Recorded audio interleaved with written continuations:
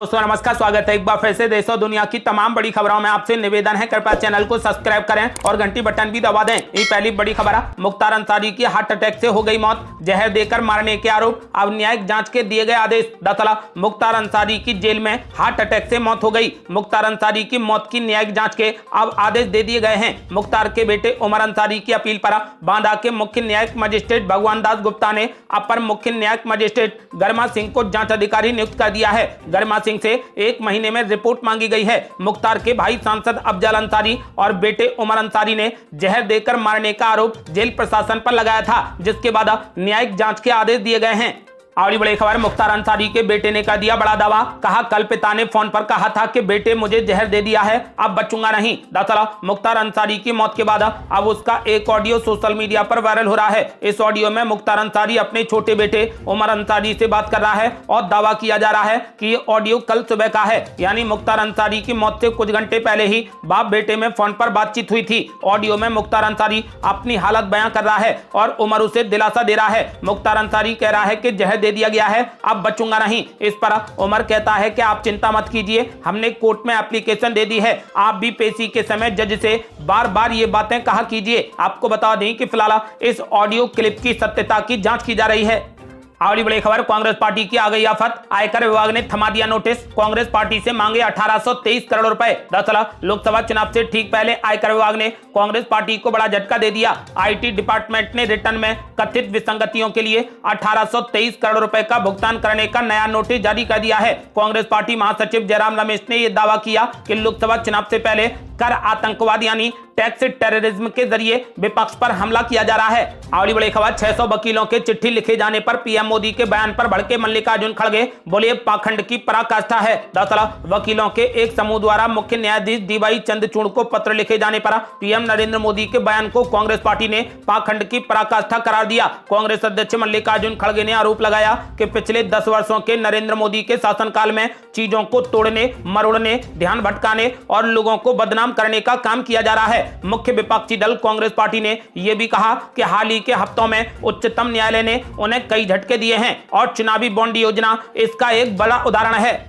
और बड़ी खबर, बिहार में महागठबंधन में सीट बंटवारे का हो गया ऐलान, आरजेडी 26, कांग्रेस 9 और वामदल 5 सीटों पर लड़ेंगे चुनाव। दरअसल बिहार में महागठबंधन के बीच में सीटों का बंटवारा हो गया है, जिसमें आरजेडी 26, कांग्रेस 9 और वामदल 5 सीटों पर चुनाव लड़ेंगे। आरजेडी नेता अब्दुल बारी सिद्दीकी समेत कांग्रेस और वाम दलों के नेताओं ने प्रेस कॉन्फ्रेंस करते हुए बताया कि सीटों पर सहमति बन गई है। वाम दलों में भाकपा को 1 सीट बेगूसराय और माकपा को 1 सीट खगड़िया दिए जाने पर सहमति बनी है, जबकि भाकपा माले को 3 सीट नालंदा, आरा और काराकाट दी गई हैं। यानी इस हिसाब से बिहार की 40 सीटों में आरजेडी 26, कांग्रेस 9 और वामदल 5 सीटों पर चुनाव लड़ेंगे।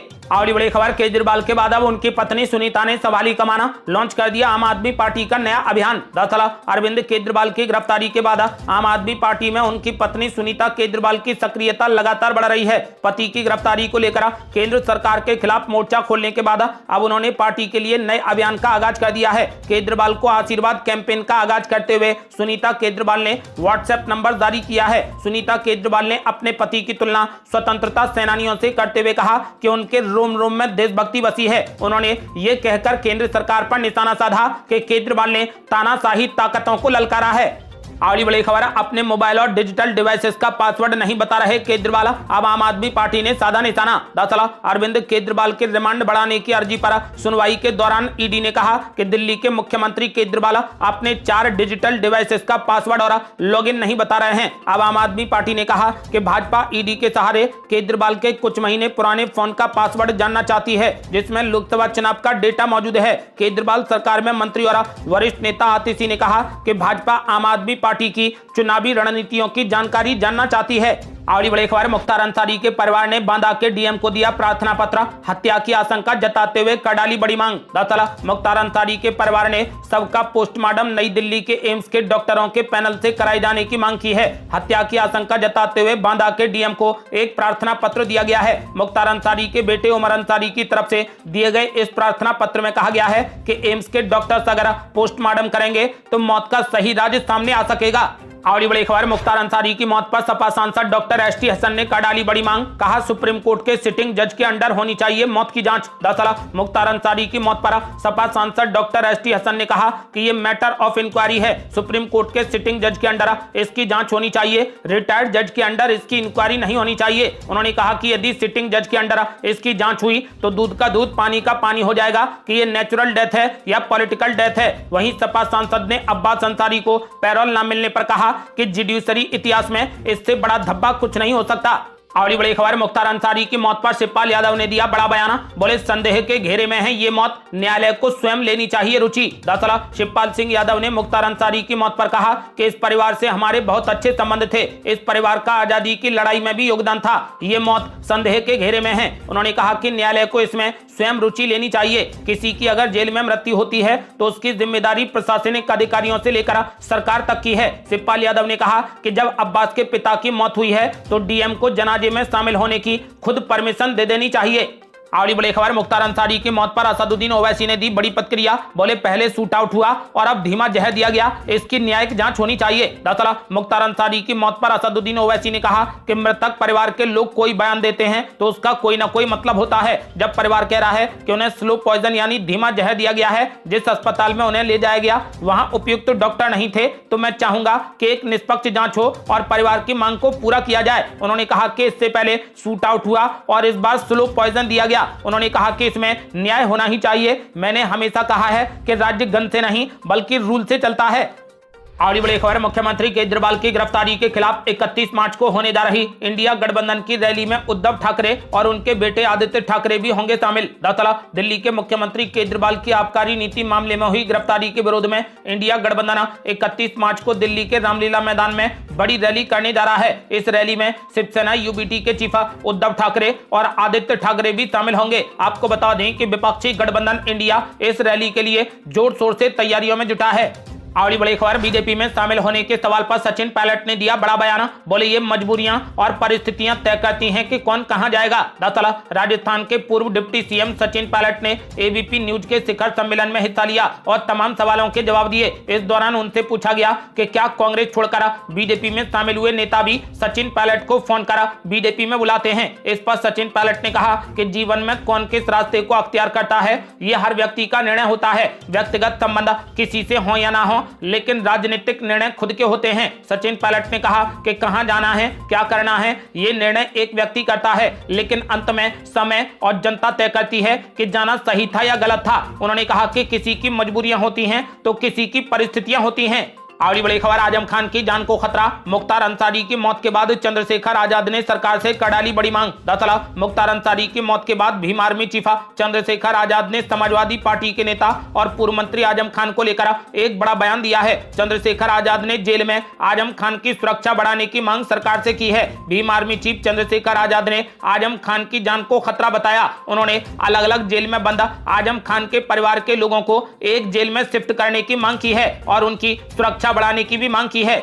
और बड़ी खबर, पप्पू यादव ने कर दिया बड़ा ऐलान। बोले कांग्रेस पार्टी के सिंबल से ही पूर्णिमा से करूंगा नामांकन। दरअसल पप्पू यादव ने पूर्णिमा में आज प्रेस कॉन्फ्रेंस कर बड़ा ऐलान कर दिया। उन्होंने कहा कि कांग्रेस पार्टी के सिंबल से ही पूर्णिमा सीट से वो नामांकन करेंगे। पप्पू यादव ने कहा कि जनता ने कांग्रेस पार्टी का झंडा मेरे हाथों में दिया है और जनता ही अगली 26 अप्रैल को पूर्णिमा में कांग्रेस पार्टी के झंडे को स्थापित करेगी। देश प्रथम है और पार्टी इसके पीछे है। उन्होंने कहा कि हमारे सर्वमान्य नेता ने देश के लिए बड़े लेवल पर इंडिया गठबंधन का संकल्प लिया है, जिसका मकसद है देश विरोधी नरेंद्र मोदी की सरकार को सत्ता से बाहर करना। इसमें हमारा सहयोग बना रहेगा। आपको बता दें कि लालू प्रसाद यादव की पार्टी आरजेडी पूर्णिमा सीट पर अपना उम्मीदवार उतार चुकी है, लेकिन पप्पू यादव इसी सीट पर चुनाव लड़ने की जिद पर अड़े हैं।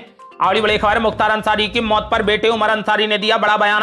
बोले मुझे शक नहीं बल्कि यकीन है कि ये संयोजित हत्या है। दरअसल मुख्तार अंसारी के शव के पोस्टमार्टम को लेकर मुख्तार अंसारी के बेटे उमर अंसारी ने कहा कि पोस्टमार्टम उनकी प्रक्रिया है। मैंने पत्र लिखा है कि इसे एम्स दिल्ली के डॉक्टरों द्वारा किया जाना चाहिए। हमें यहाँ की चिकित्सा प्रणाली, सरकार और प्रशासन पर भरोसा नहीं है। उन्होंने कहा कि आप जानते हैं कि मैं ऐसा क्यों कह रहा हूँ। हमें विश्वास है कि ये प्राकृतिक मौत नहीं बल्कि एक सुनियोजित हत्या है।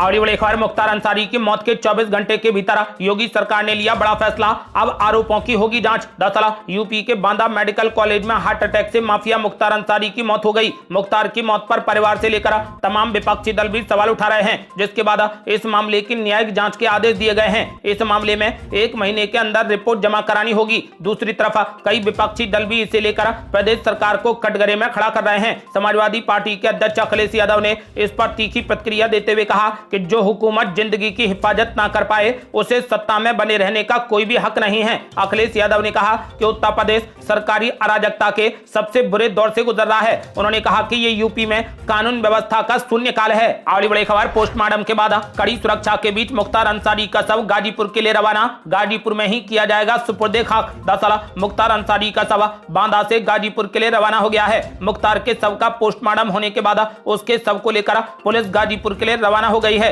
कड़ी सुरक्षा के बीच मुख्तार का शव रवाना हुआ है। मुख्तार के शव के साथ काफिले में करीब 1 दर्जन वाहन शामिल हैं। शव के साथ में मुख्तार का बेटा उमर अंसारी भी मौजूद है। आपको बता दें कि गाजीपुर के कालीबाग कब्रिस्तान में मुख्तार अंसारी को उनके माता पिता की कब्र के बगल में ही सुपुर्दे खाक किया जाएगा।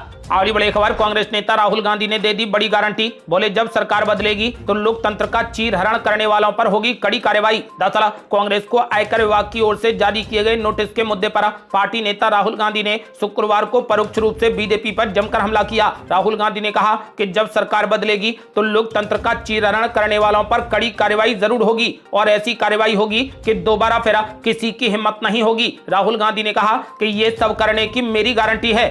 आगे बड़ी खबर, इनकम टैक्स के नोटिस पर भड़की कांग्रेस पार्टी। कहा बीजेपी ने किया है टैक्स टेररिज्म, इसके खिलाफ जाएंगे सुप्रीम कोर्ट। दरअसल लोकसभा चुनाव की सरगर्मी के बीच सत्तारूढ़ बीजेपी और कांग्रेस के बीच में जुबानी जंग तेज हो गई है। आज प्रेस कॉन्फ्रेंस करा कांग्रेस पार्टी ने इलेक्टोरल बॉन्ड को लेकर एक बार फिर केंद्र की नरेंद्र मोदी सरकार पर निशाना साधा। कांग्रेस पार्टी के महासचिव जयराम रमेश और अजय माकन ने एक साथ मीडिया से बातचीत में बीजेपी पर हमला बोला है। उन्होंने आरोप लगाया कि विपक्ष को निशाना बनाया जा रहा है और कांग्रेस को अपंग करने की कोशिश हो रही है। इलेक्टोरल बॉन्ड के जरिए बीजेपी पर निशाना साधते हुए जयराम रमेश ने कहा कि बीजेपी ने इलेक्टोरल बॉन्ड के जरिए 8,150 करोड़ रुपए जुटाए हैं। इसके लिए 4 रास्ते अपनाए गए हैं। पैसा लो, धंधा लो, धमकी देकर पैसा एकत्रित करो और सेल कंपनियों के जरिए पैसा हासिल करो। जयराम रमेश ने भारतीय जनता पार्टी पर कांग्रेस पार्टी के खाते को डिस्टर्ब करने और इनकम टैक्स नोटिस को लेकर भी निशाना साधा। जयराम रमेश ने कहा कि बीजेपी ने टैक्स टेररिज्म किया है, तो वहीं कांग्रेस नेता अजय माकन ने कहा